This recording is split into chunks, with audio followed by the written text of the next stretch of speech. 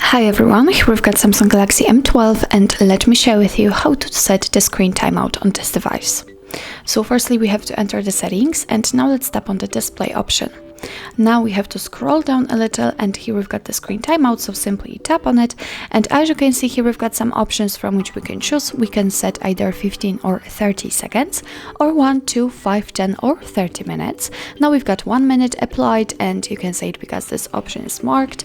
So in order to change the screen timeout, all you have to do is simply tap on the time you'd like to use. So I will pick 10 minutes for example, just tap on it, and as you can see we just got back and right under screen timeout we've got the note that from now on, after 10 minutes of inactivity, this device will black out.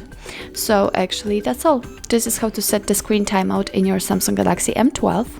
Thank you so much for watching. I hope that this video was helpful, and if it was, please hit the subscribe button and leave the thumbs up.